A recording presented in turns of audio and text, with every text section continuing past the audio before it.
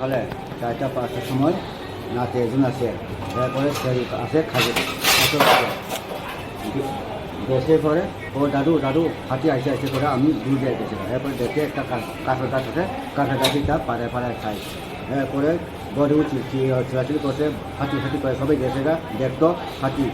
এরপরে বড় ভাই এরপরে হাতি আমরা যদি আসে এদিকে আগে এরপরে দাদাও বাগান লাগে, সবাই বাগান লাগছে। সেই সময় নিয়ে করছে মানে হাতি নেই মারছে না, হাতি মাছ না, মানে হাতি দীক্ষা। হাতি দেখছে দূর দিচ্ছে। কোন কি নাম ওনার? পারেন্দ্র দেবমান, বয়স কত? প্রায় 65-70। কি করে?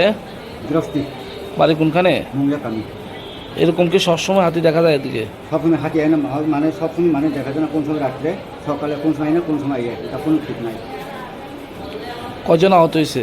একজনে দেখছে কে প্রথমে? আমি দেখছে। একটাই আসলো না আরো আসলো?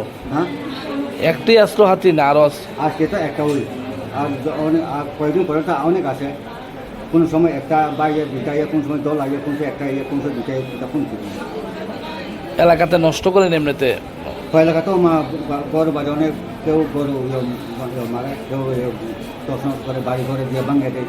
দুদিন কিছুদিন তো একটা 3টা ঘর ভাঙে দিচ্ছে।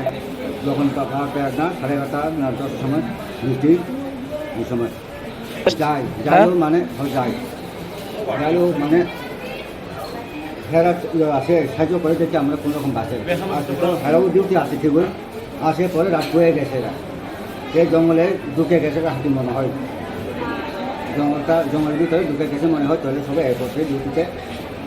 এরপরে আমার পুরান বাড়ি যেখান থেকে একটা ডাউন আছে, এখানে ইচ্ছা, এই কারণে আমার বাড়িতে আছে। আপনার কি হয়? কার?